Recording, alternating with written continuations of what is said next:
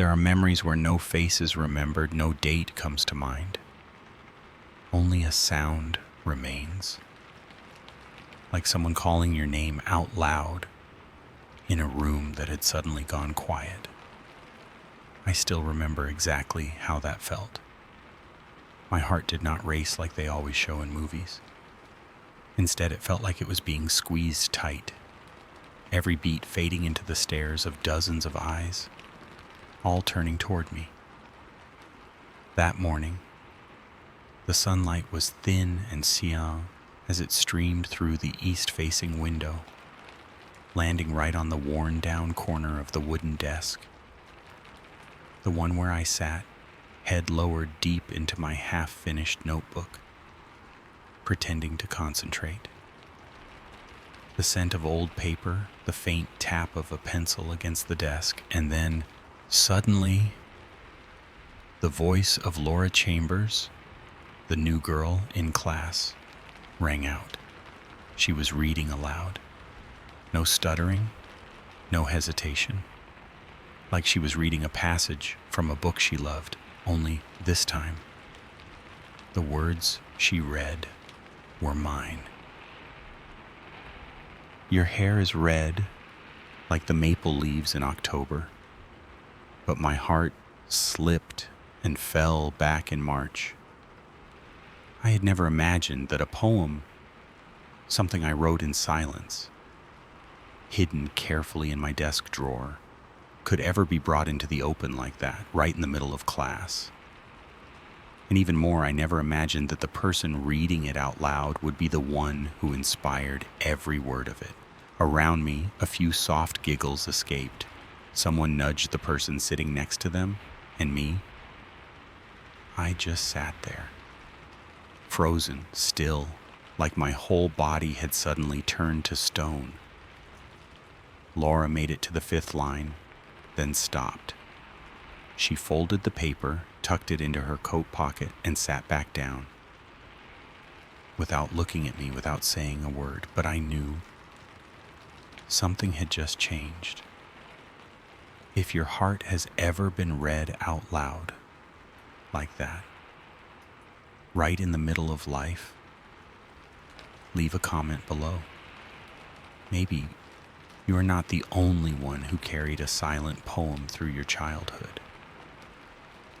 And if you see yourself somewhere in these kinds of memory stories, do not forget to subscribe to the channel so you will not miss the next return, because sometimes the thing we remember most is just a voice in an old classroom. But before that poem ever existed, there was a look, one glance that made me pick up the pen. And everything started that very first week when Laura Chambers, the new girl, walked into my class. I do not remember exactly which day it was, but the warmth of that moment has never left me. It was a misty morning. Pale light filtered through the window, casting a soft streak across the wooden desk. The classroom was quiet, filled with familiar sounds, the tapping of pencils, the faint rustle of paper, and a thin layer of chalk dust clinging to the green board. Then the door creaked open, letting in a cool breeze. She stepped in, not loudly, not in a rush. Her red hair was not bright, but a deep honey red, like autumn leaves beginning to fade. It did not demand attention, it drew it quietly. As she walked past the desks, a few strands floated down, brushing her shoulder. That small motion made my breath catch. Her voice came gently as the teacher introduced her. "Everyone, this is Laura Chambers. She just moved here from Kentucky." The class offered the usual polite welcome. I said nothing, just watched as she walked toward the empty seat beside me. That chair had always been mine alone, but that day it changed. Laura sat down, placed her backpack beside her, turned to me and said, "Hi, I'm Laura.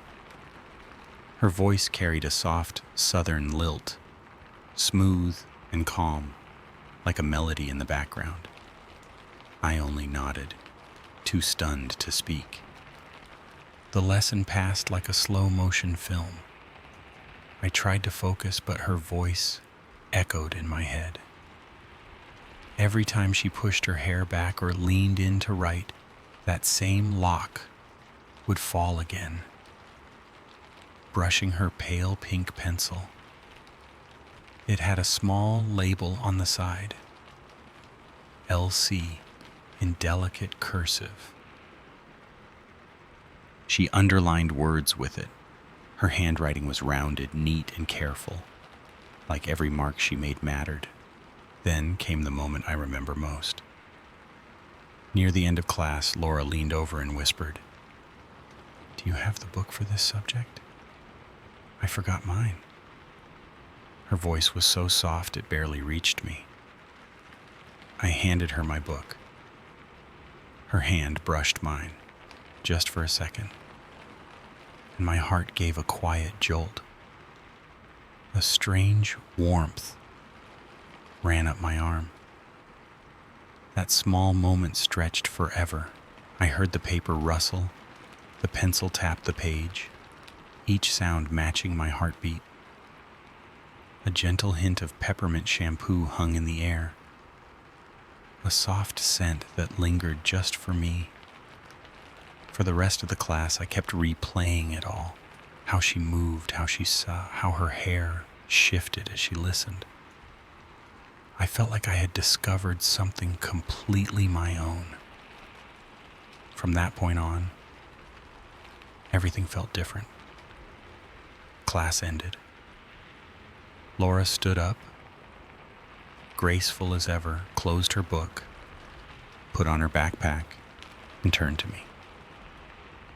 "Thank you," she said.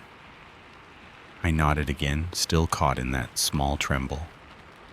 She walked out, the door shut. The room fell silent again. But something inside me had already started to grow. I was still 13, still opening my books, going to school. But that day, the day Laura appeared, something changed. My heart could not stay silent anymore. Something had arrived. I could not name it yet, but I felt it. Laura had only sat beside me for a few days, but something in me was already shifting. And so I started to write. I wrote things I never shared, things I hoped no one would ever find. I do not know when it began, maybe when her hand touched mine, or the moment a red strand of her hair landed on my notebook.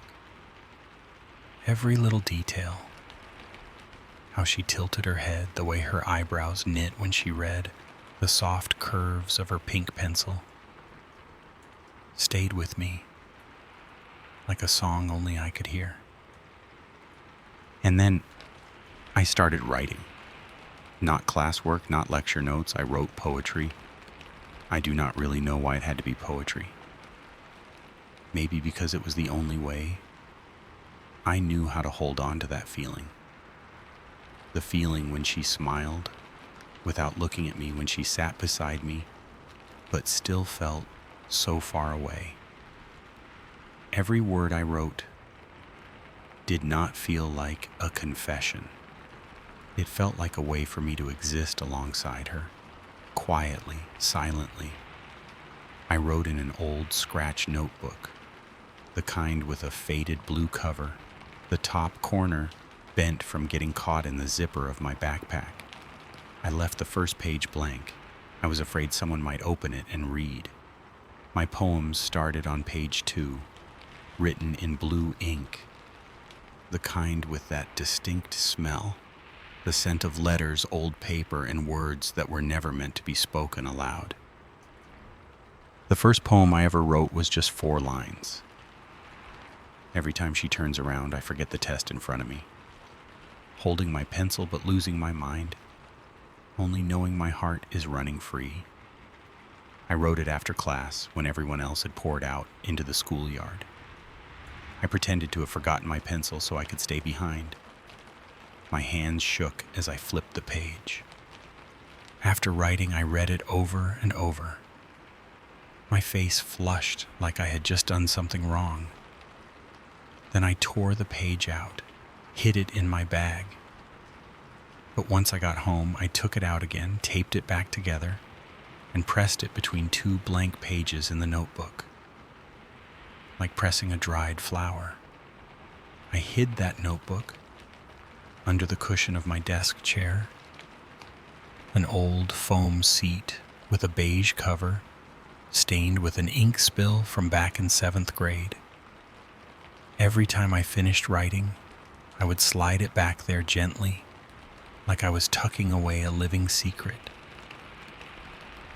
I was scared my mom would find it, or that Billy, my curious little brother, would pull it out by accident. I was even scared of Danny, my best friend, because I knew he would laugh if he ever saw me doing something this sappy at our middle school. Every afternoon after school, I would pretend to do math or draw diagrams for biology, but really I was writing poems. Some days I would only write a single line. She tied her hair higher than yesterday. And then I would sit there staring at it for minutes, not able to add anything more. Other times I would write an entire stanza. But when I read it back, it felt too awkward, and I would tear it up. There were nights when I would lie in the dark, listening to crickets outside, thinking up perfect lines. But by morning, I would forget them all. So I started keeping a small scrap of paper in my pocket, jotting down thoughts during recess, in the lunch line, or even while waiting for Laura to return my book. One day, during math class, Laura turned to me and whispered, "Do you have a pencil? Mine broke." I handed her mine, and at the end of the class, when she gave it back, I noticed she had sharpened it for me. Perfectly rounded, clean, as if she somehow knew how I liked things. That evening, I picked up the pencil and wrote, "She sharpens a pencil the way I write poems." Carefully, quietly, needing no one to notice, I began writing like someone secretly in love, not to be noticed, not to be loved back, but to keep the parts of my heart from falling apart. Every poem was a tiny fragment of emotion. I gathered them like pebbles by the river, not knowing why, only knowing I had to. I never thought of showing anyone those lines. Sometimes I was not even brave enough to read them a second time. But still, I kept writing. Every day. Like if I did not, I would lose something of myself. One afternoon, I was scribbling a poem alone in class after school when I heard footsteps outside. I panicked, slammed the notebook shut, and stuffed it into my bag. My heart was racing. No one saw. But from that day on, I was more careful. I only wrote late at night or when the house was empty. I started choosing words the way people pick music for a love song. I compared her eyes to springtime, her hair to sunset light, her voice to a quiet morning. Maybe those images sound cheesy now, but back then, to me, they were real, very real.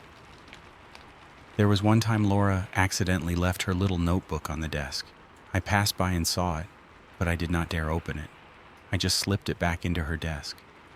That whole night, I could not sleep. I kept wondering, did she write something about me in there? Could it be that she was writing something too and hiding it like I was? I did not know. Maybe I never would, but it did not matter. Because just getting to sit next to her every morning To lend her a pencil, to hear that soft voice ask, "Did you finish your homework?" That alone was enough to help me finish the poem I had left unfinished the night before. I thought those poems would forever stay a secret between me and the pages, but then came a Thursday, a burst of laughter from the back corner of the class, and everything could no longer stay hidden. I do not remember the exact date that day. I only know it was a Thursday morning. The sun was not too bright. The breeze still drifted steadily through the old classroom window, and I walked into class with a strange feeling, like something had just shifted, and I had not caught up to it yet. When I came in, everything seemed the same. Laura was already at her desk, scribbling something. Danny was huddled with a few kids in the back, chuckling under their breath now and then. I sat down, took out my book, but instantly I knew something was off. The looks, the stifled laughter, the eyes that avoided mine but still found ways to glance over. I had been in school long enough to know when a group of students tries too hard not to laugh out loud, someone has become the joke. And this time, it was me. A quiet laugh slipped from the back of the room, then quickly died out. Someone, I never found out who, mimicked a whisper, but loud enough for everyone to hear. Every time she turns around, I forget the test in front of me. Silence followed. Then a shh, and suddenly, a wave of laughter. I froze. In that instant, my cheeks felt like they were on fire. My heart skipped unevenly. My chest tightened. That line, I knew it by heart, was mine. A line I had written with all the clumsy sincerity of a quiet night, sitting by the window, lost in daydreams and shyness. And now, it had been dragged into the open, recited in front of the class, like some cheap joke. I lowered my head as far as it would go, wishing I could disappear. Every cell in my body felt like it was burning. My shoulders trembled slightly. No one said my name. No one pointed at me. But everyone knew, and I knew, exactly who had written that poem. Danny, the friend I had trusted to keep every secret, walked past me, tapped my shoulder lightly, and said, "Hey, Jack, I didn't mean for this to happen. I just let Ricky read it for fun. I didn't think he'd..." I said nothing. I could not. Words like that, "it was just a joke," stung worse than any straight-up insult.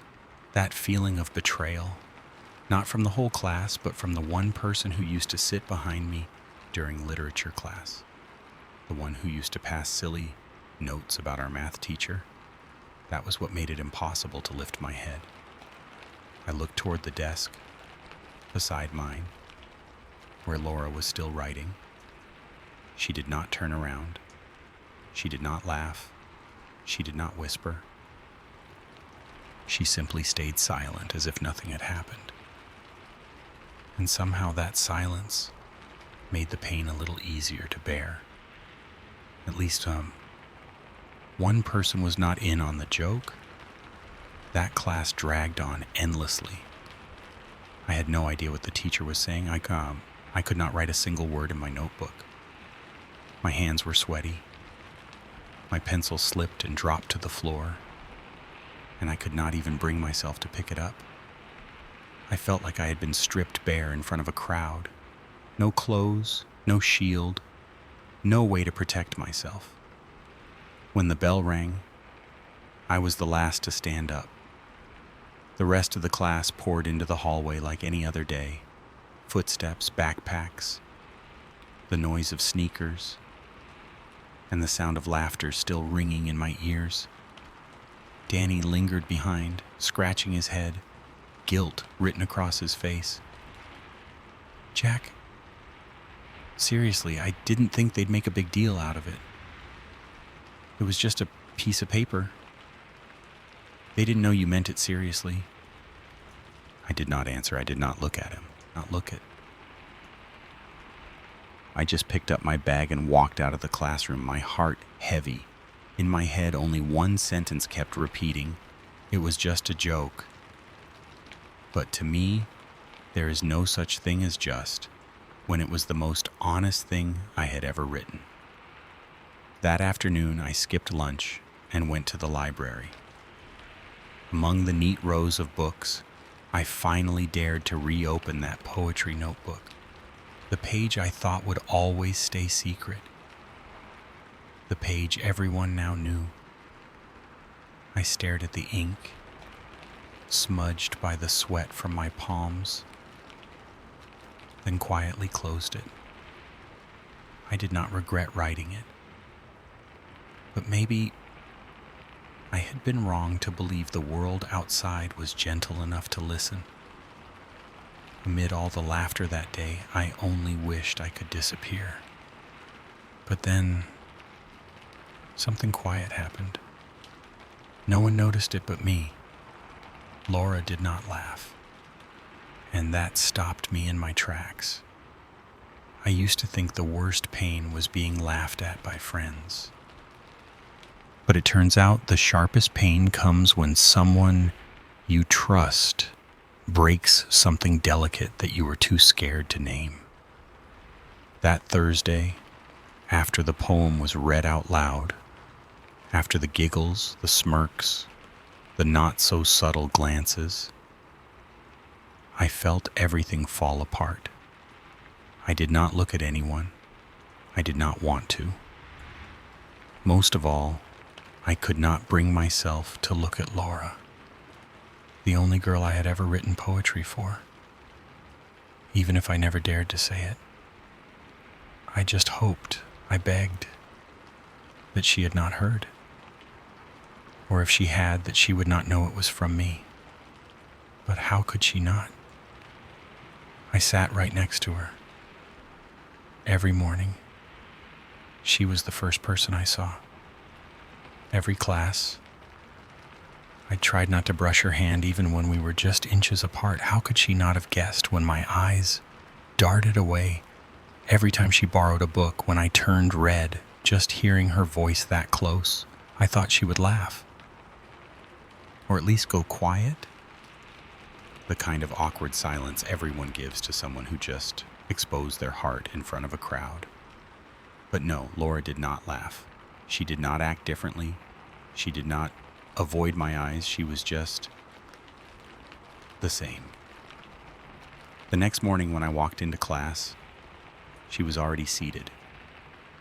Same pink pencil, same notebook with the pale green sticker, same slightly tilted posture as she wrote, as if nothing from the day before had ever happened. And that was what left me speechless. She did not say anything, but her silence was not awkward or cautious. It was calm, as if she was waiting for me to decide how I wanted to go on. I sat down. My hands trembled, not from fear, but from emotion. Something in her eyes told me I was not alone. For the first time in a long while, I felt like someone did not see my sensitivity as something to mock. We did not talk that morning, but during class I noticed every time I looked down, she did too. Every time I turned a page, she followed. That rhythm became so familiar it felt like listening to soft music with no words. Then, during the break, as I was packing up my books, she gently asked, in the most natural voice, "Do you have the group notebook with you?" I nodded, handed it to her. Her hand brushed mine. No one said anything else. That afternoon, I stayed behind in class for a while. The air had turned cold. A few chalk words were still faintly visible on the board. I glanced at Laura's seat. She had already left, but on the desk, there was a small folded note, tucked inside the group notebook. My hands trembled as I opened it. The poem from yesterday. It wasn't bad. That was all. No name. Nothing else. I smiled. Just a small smile. One only I knew I had smiled. Because sometimes that is all it takes. From that day on, nothing really changed between me and Laura. No one confessed anything. No more poems. No longing stares or promises. But each day, I felt something small blooming inside me. A quiet certainty. A gentle presence that made me feel like I no longer had to hide who I was. There was one time we were paired for a science project. Me, with my clumsy hands that could spill anything. Laura, neat and careful, always keeping things in order. While I was trying to measure a liquid precisely, my hand slipped and the entire test tube spilled across the table. Purple water splashed everywhere, even on her shirt. I panicked. "I'm sorry. I'm so sorry," I stammered, not even daring to look at her. Laura looked at me and chuckled softly. I once spilled a bottle of ink on a boy's head in my last class. I looked up, surprised. She blinked and added, "I turned just as red as you are now." We laughed. Not loud laughter like the kids in the back of the room, but a quiet laugh. The kind that melts away the awkwardness. I started writing again, not to hide, but to keep. To keep little moments like that, when someone does not have to do anything grand, just chooses not to laugh when everyone else is. And that alone is enough to save the heart of a boy still learning how to grow up. And in a new page of my notebook, I wrote, "Some people laugh when they read a poem. Some people read, then fold it and keep it. Some never read, but still understand. And now I know who is who." I used to write poetry. Just to hide it, I wrote like I was whispering to myself. But after that day, something shifted.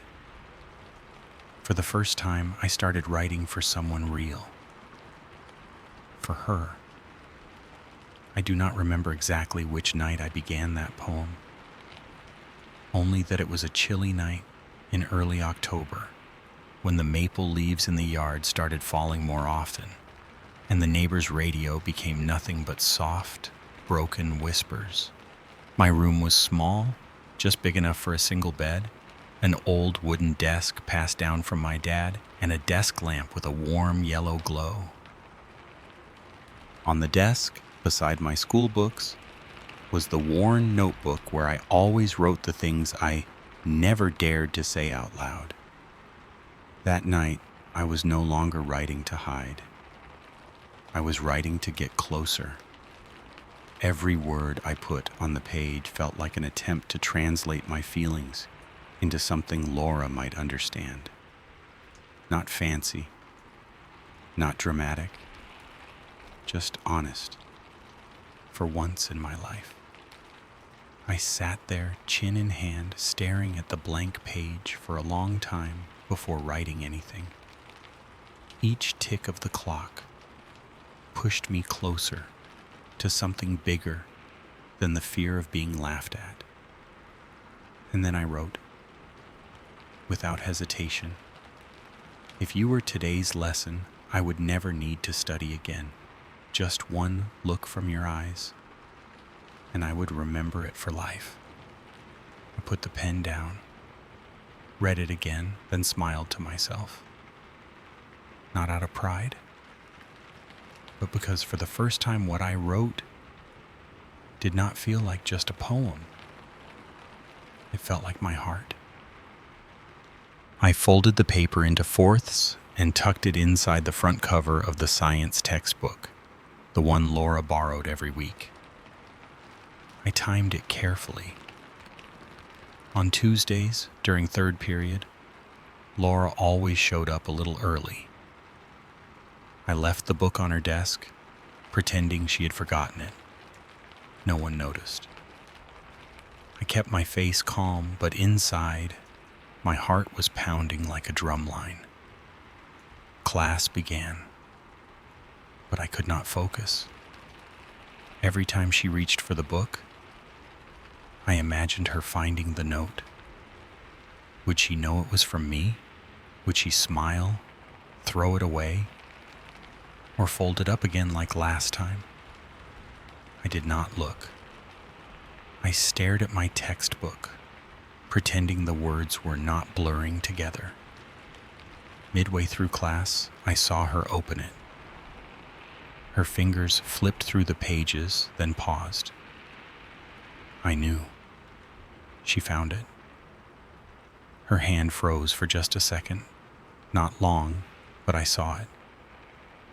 She took the note out, opened it slowly. I did not move, but I heard the soft sound of paper in her hands. She read it, silently. No one else noticed. Mr. Whitman was deep into ecosystems and food chains. But I saw the tiny shift in her expression. She did not smile.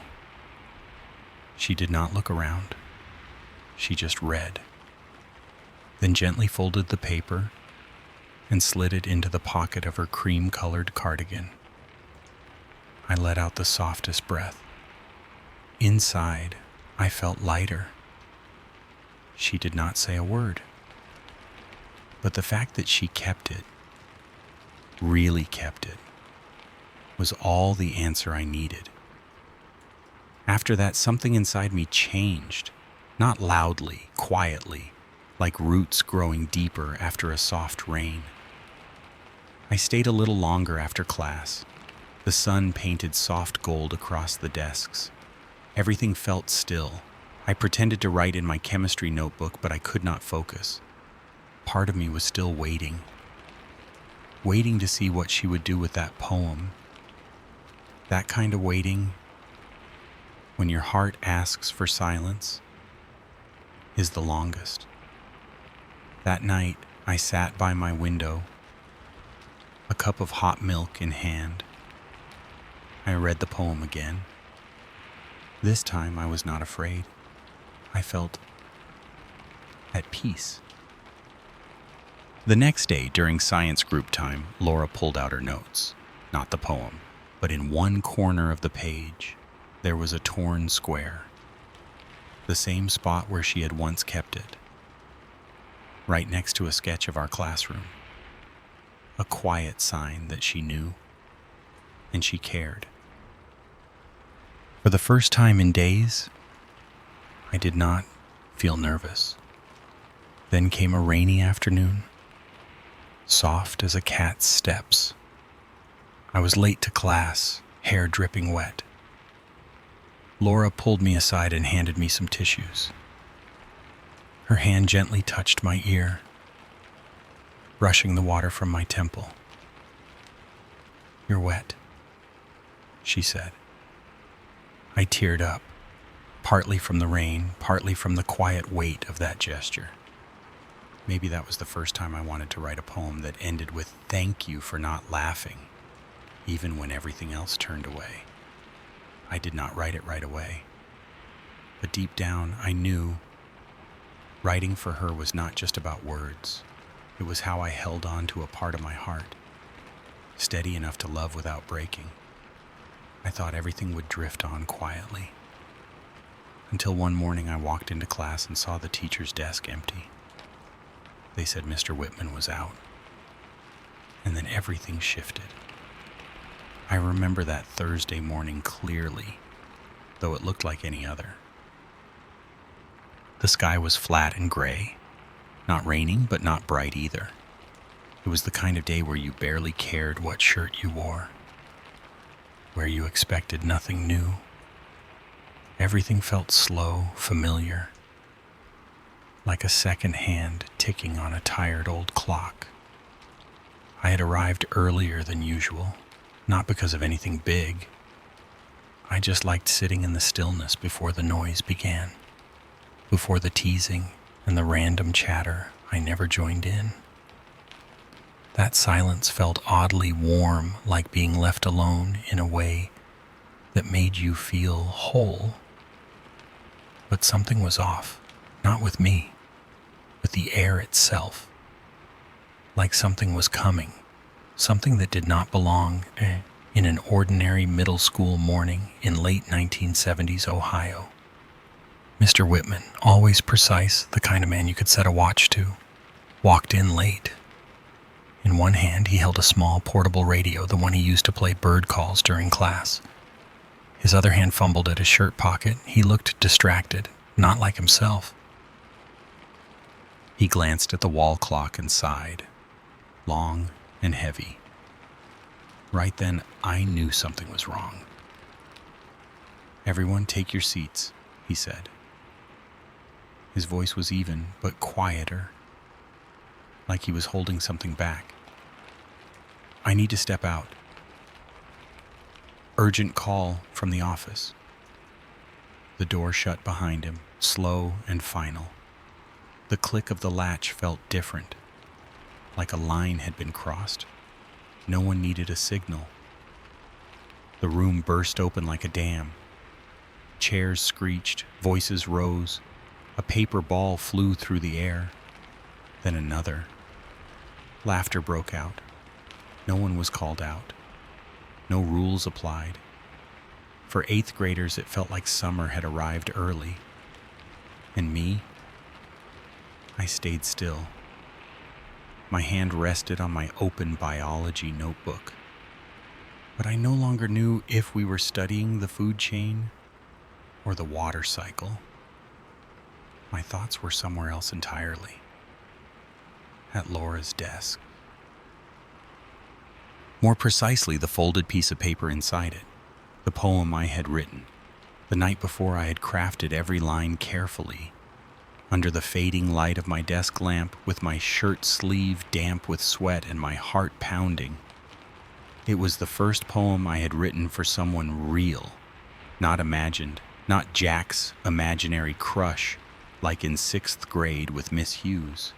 This was for Laura, the quiet girl with the red hair who always tilted her head when she read.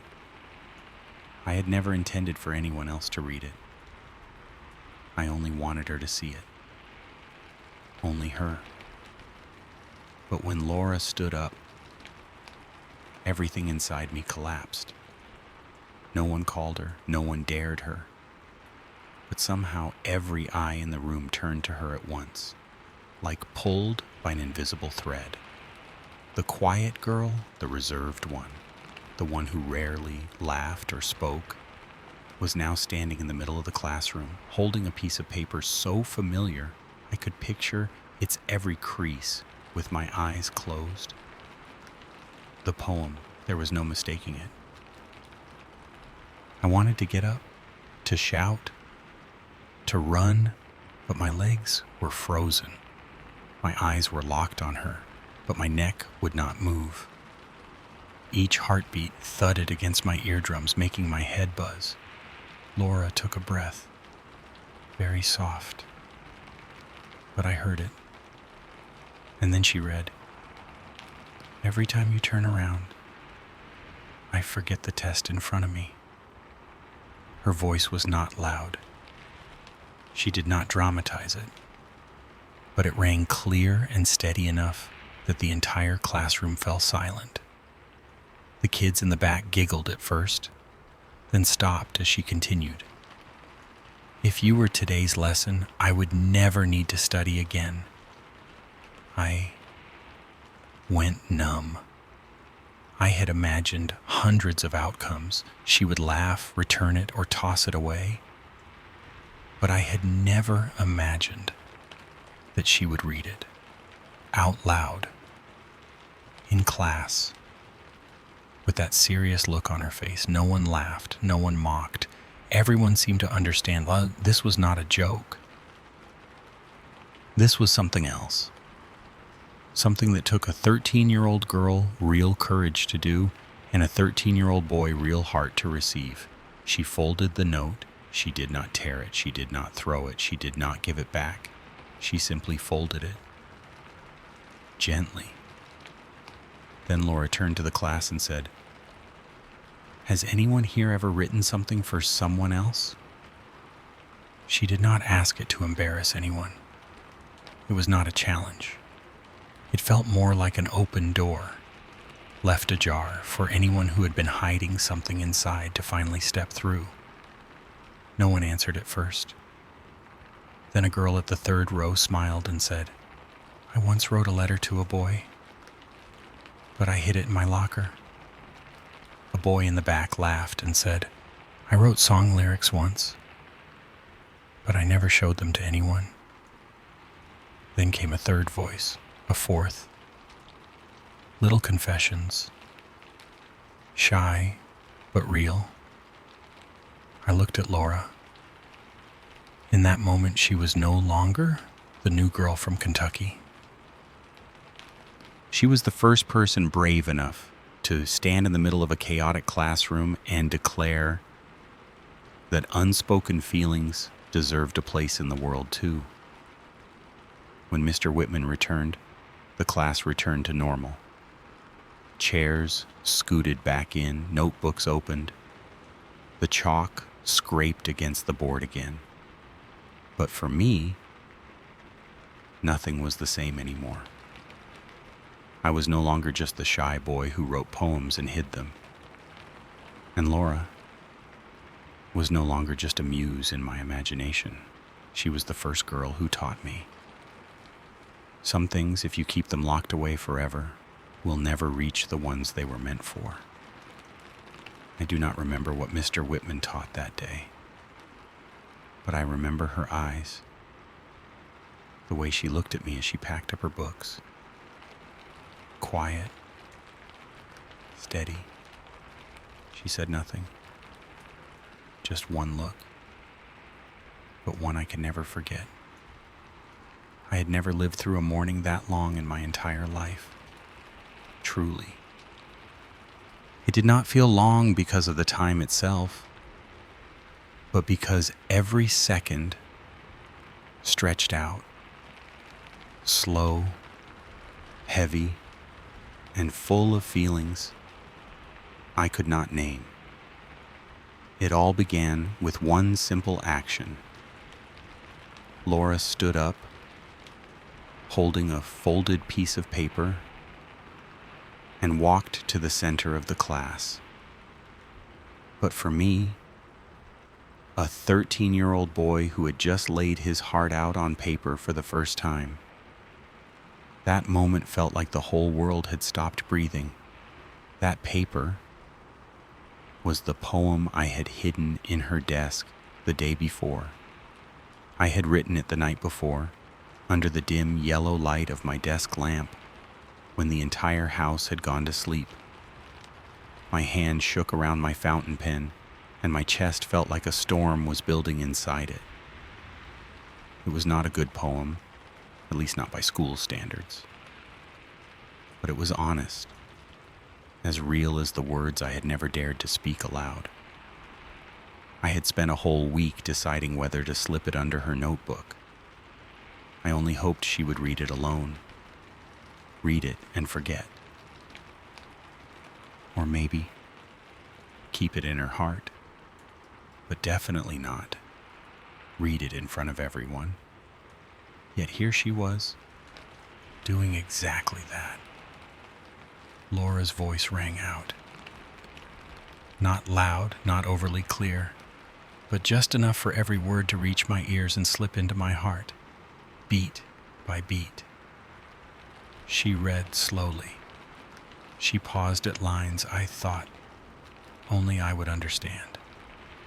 Some verses I wrote just because they rhymed, yet in her voice they suddenly held meaning, like she had felt something in them I had not even known was there. I do not remember how long she read, only that while she did, my hands were frozen on the desk, and my heart was pounding so hard it felt like it might burst through my chest.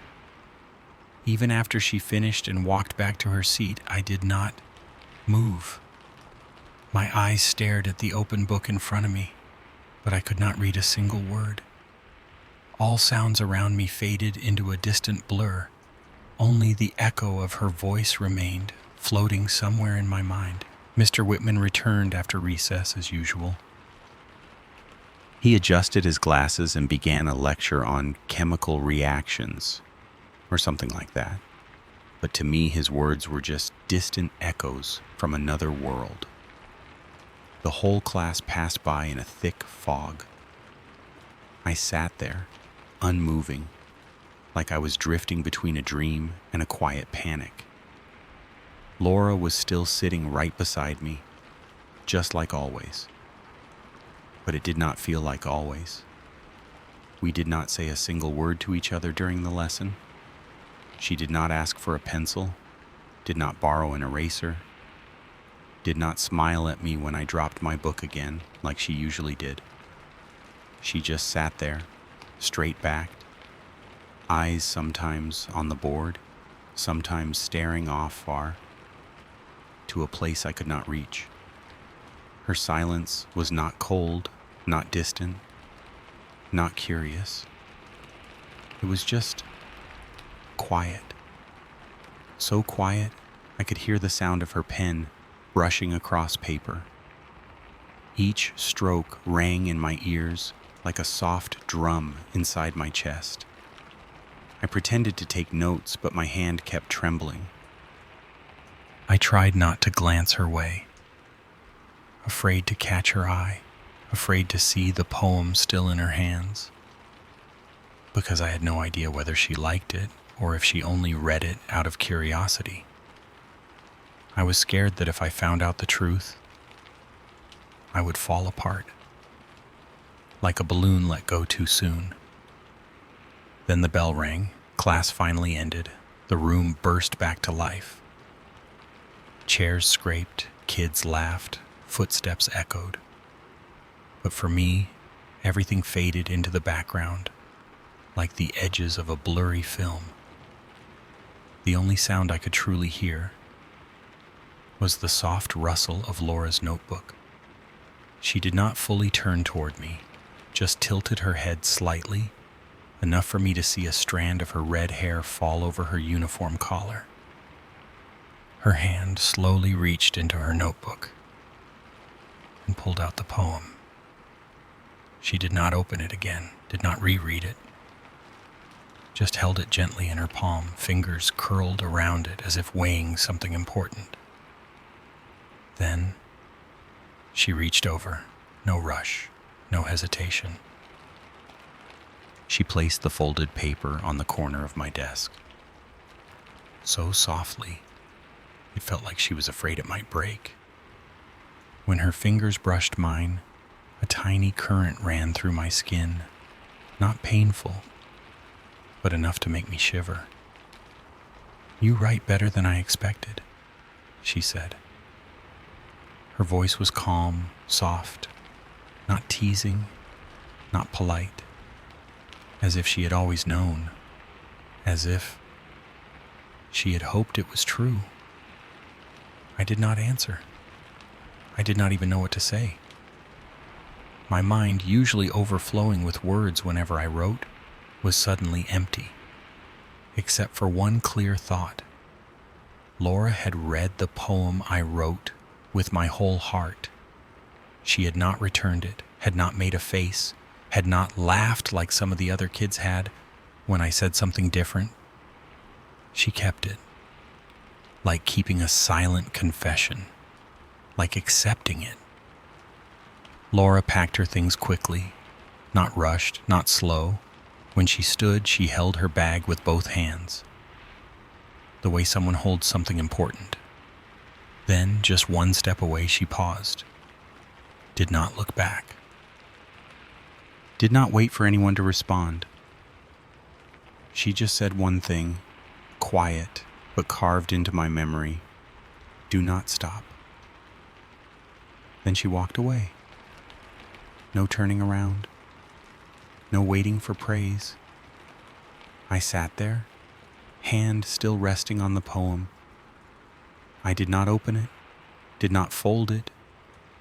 I just let it lie there, as proof that sometimes all it takes is one person to not reject your feelings, to make the world feel warmer.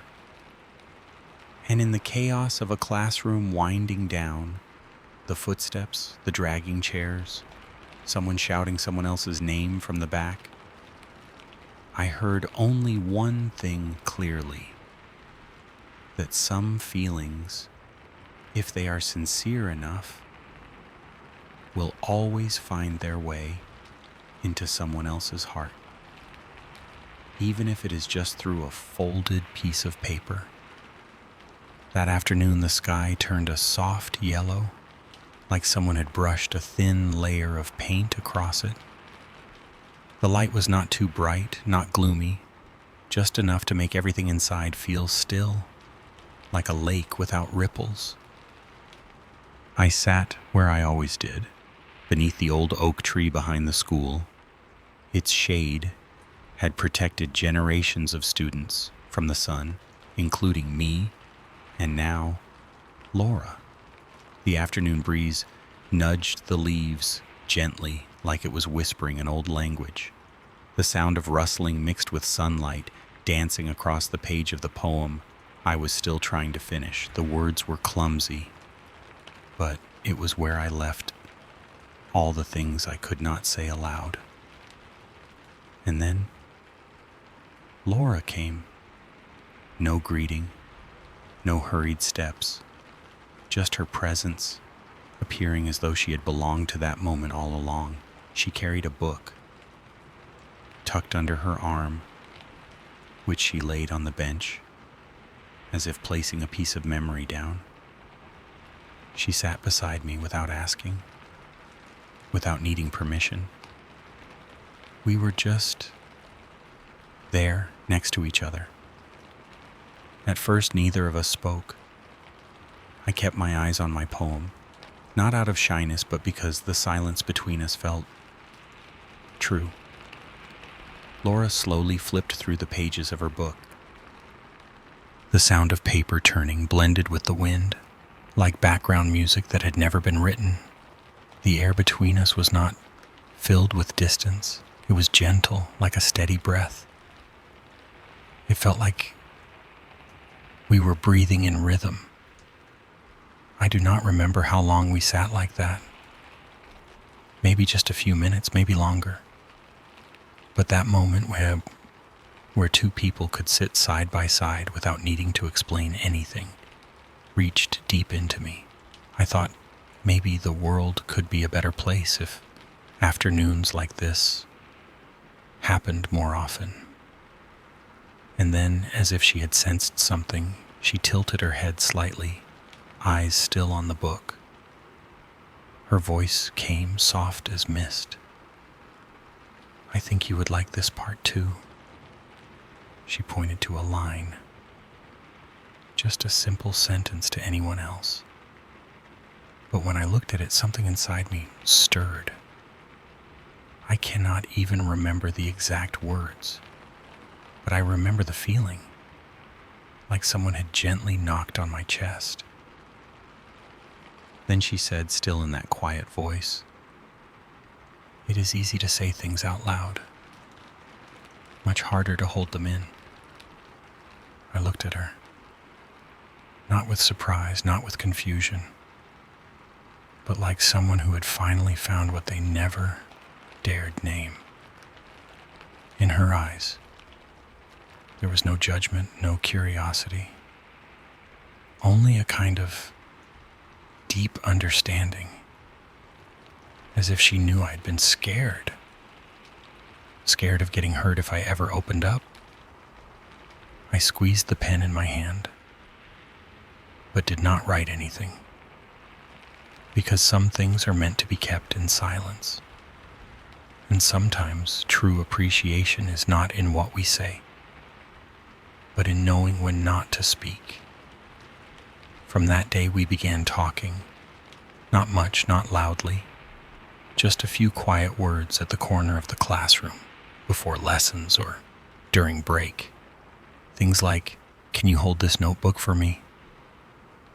Do you think this sentence sounds okay?" Simple exchanges, but they stretched the thread that had formed between us under that tree.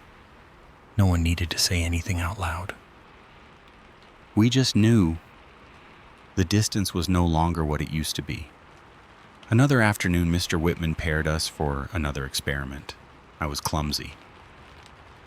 Scientific tools had never been my strength. Just one twist of the test tube, and the glass dish next to it wobbled dangerously.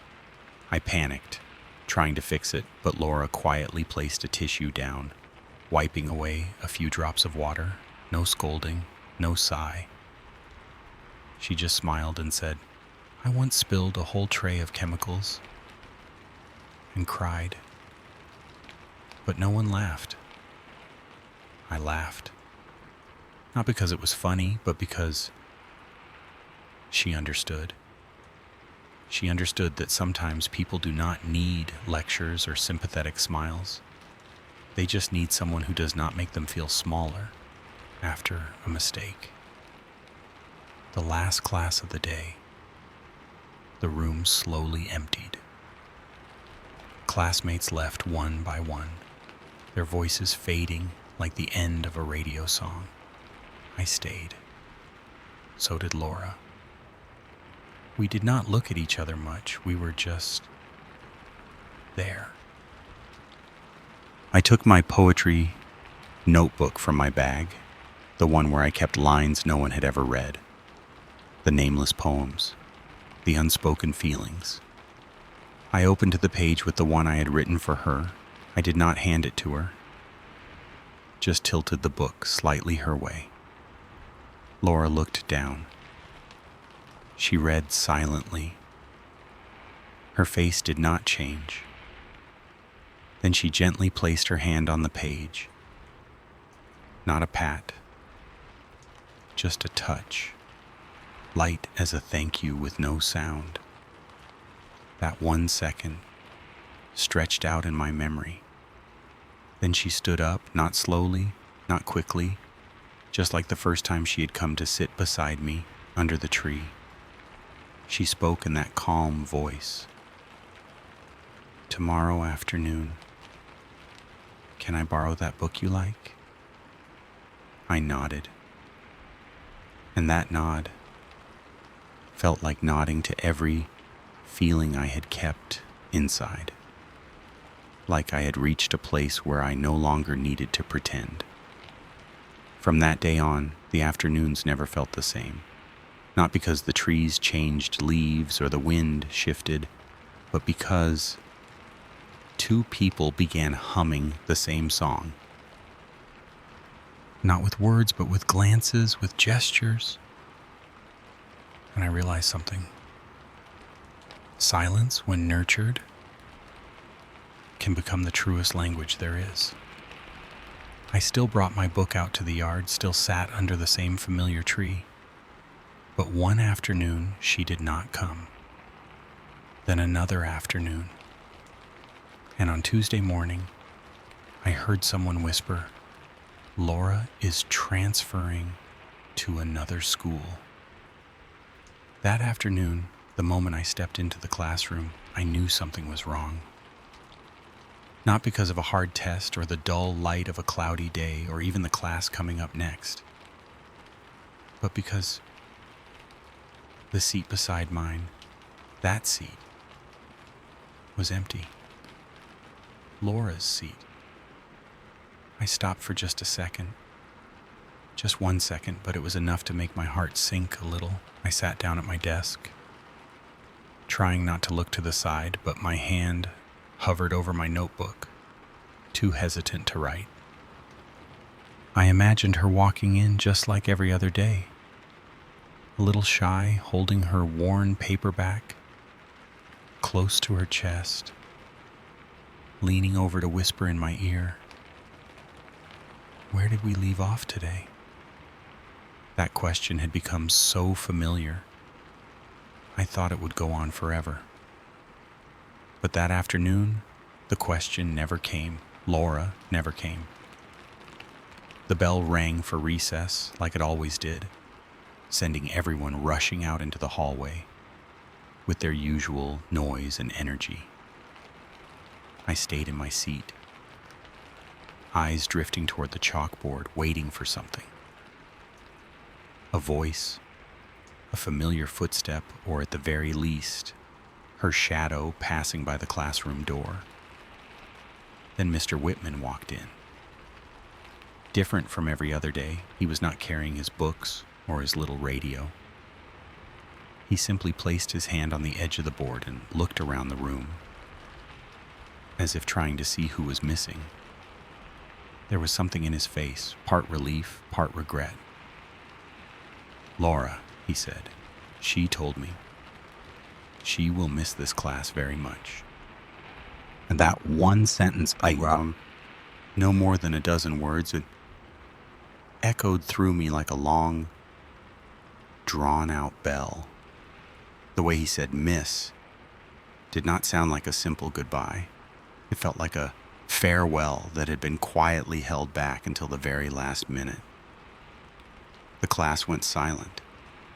No one asked, "Why is she leaving?" No one blurted out, "Where is she going?" Because deep down, we all understood. Sometimes people leave, and they do not owe you a reason. The next lesson passed like a hazy dream. I could not write anything. I held my pen, but every line on the board looked as white and empty as snow. The sounds in the classroom, the scratch of chalk, the screech of chairs, someone whispering behind me, all seemed distant and warped, like I was listening through thick glass. Every movement stretched out, as if time had slowed down just for me, giving me space to feel something no one else could see. And I felt it clearly. The feeling of someone being gone. It was not loud. It was not dramatic.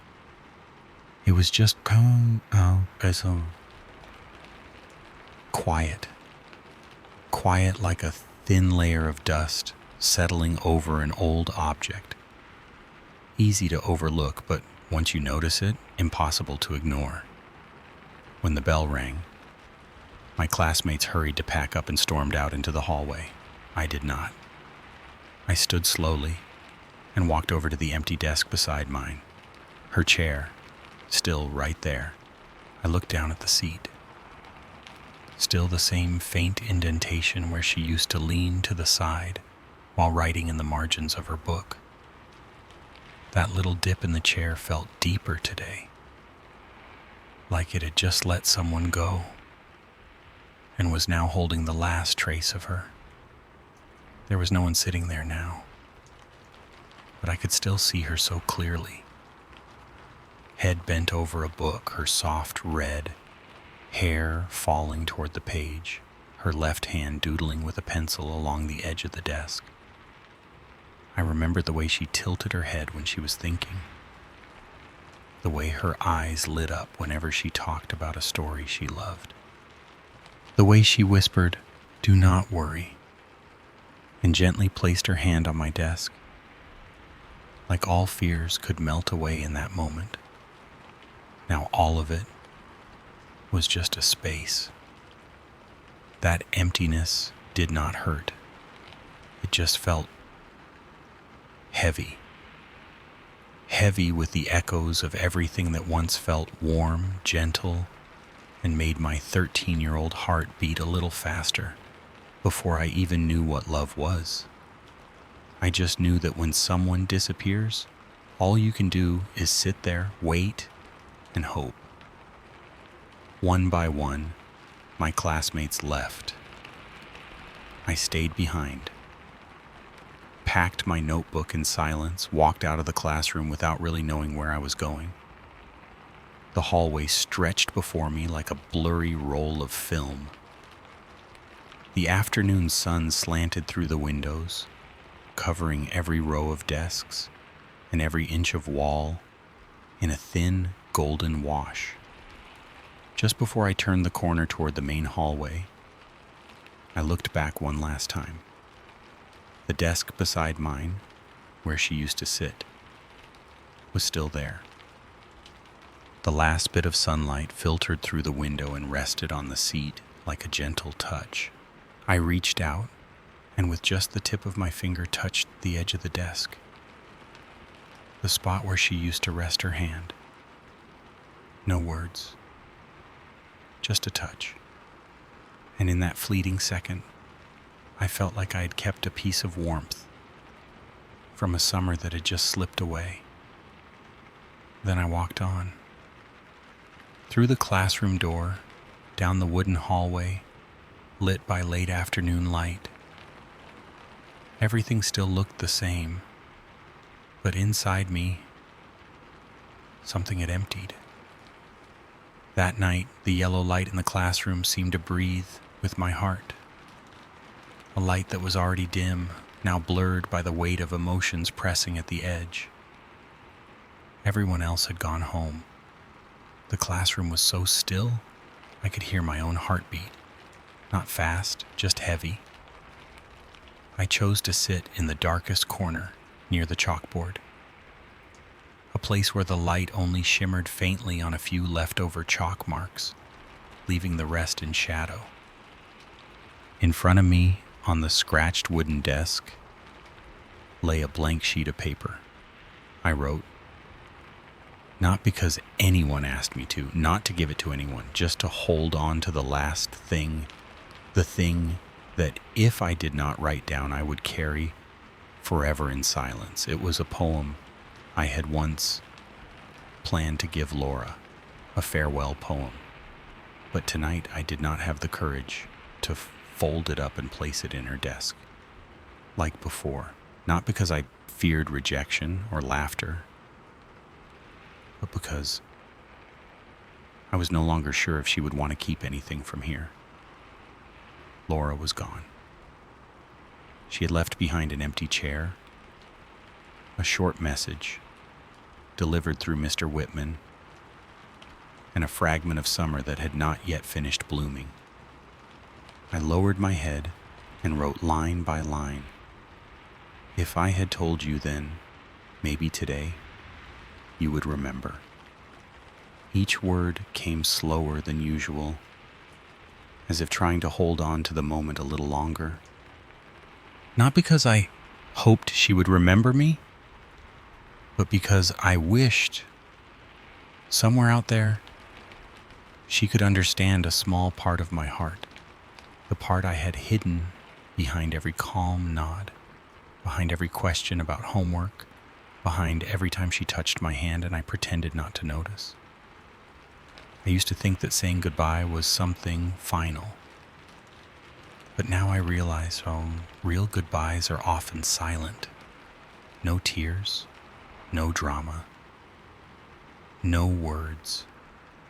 Just a poem, written, then folded, and placed between the last pages of an old notebook. The notebook was not new, the cover was curled. A few pages were stained with ink from a water spill. I had used it to copy favorite poems, quotes from the radio, and scattered bits of prose I had written myself. One page was half torn from the time I wrote her name and felt too embarrassed to keep it. Now, between the last pages, I slipped in my poem. Not like someone writing a will, but like someone saving the last train ticket from a journey they never took. I did not hope anyone would find it. I did not write it to be read aloud. I just needed it to be there, as proof that at 13 years old, I had once felt something truer than any exam, any expectation, any spelling bee. I placed the notebook back in my bag with a gentleness that even surprised me, like if I moved too fast, I might shatter something fragile I had not yet found words for. Then I stood up. The classroom dimmed the moment I stepped outside. The hallway lights flickered, casting shadows like an old projector reel falling out of sync. The fan in the wall hummed, echoing in the empty space like the fading voice of a memory. I did not look back at the classroom. I did not need to, because I knew what needed to be kept had already been kept. Laura no longer sat beside me. She no longer tilted her head while reading, no longer smiled when I spelled something wrong, but that did not mean what we shared had stopped existing. On the contrary, it was now part of something deeper, something I could no longer carry on the outside. I walked slowly beneath the hallway lights.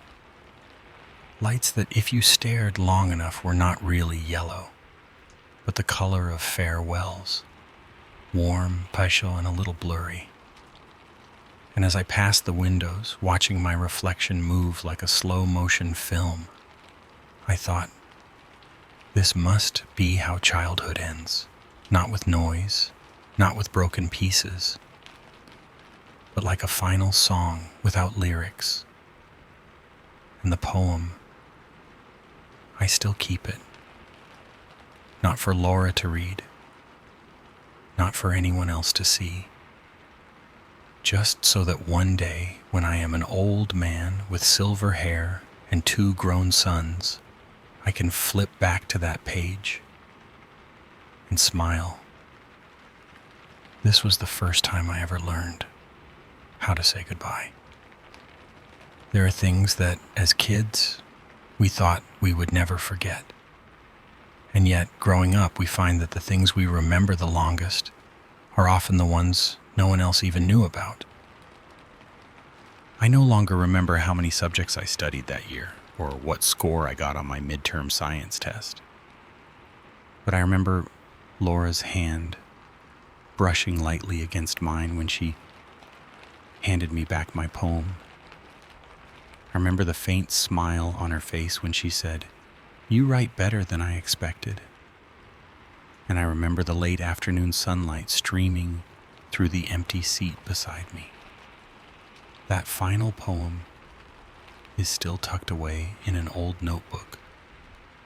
I never gave it to anyone, never read it aloud.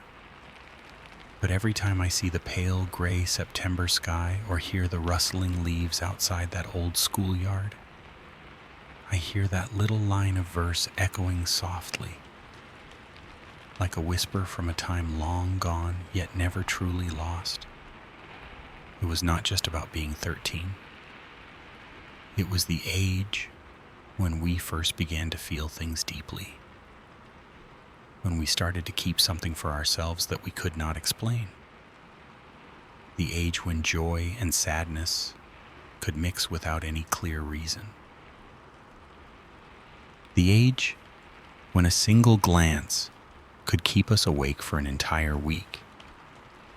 If you are still reading and suddenly find yourself remembering an old poem or an old look that made your heart skip a beat, then maybe, just maybe, you too have relived a little piece of your own 13, where every feeling was real, even if it was clumsy.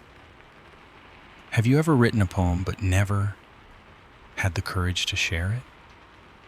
Have you ever sat next to someone and felt a calm in your heart like no one had ever touched it before? If so, feel free to share that story in the comments below, just to know that you are not alone with those memories that feel like poetry. If a childhood memory has just been stirred inside you, if a quiet little corner of your heart just skipped a beat or two, then do not hesitate to hit subscribe and join me, Jack Wilson, as we sit together on the porch of memory, sharing stories we thought we had long forgotten. Here you will not hear anything grand or extraordinary. Just a few old afternoons, an old bicycle, the sound of the radio in Mom's kitchen, and those first few times we learned what it really meant to like someone from the heart. See you in the next story, with a warm cup of coffee and memories that never needed an introduction.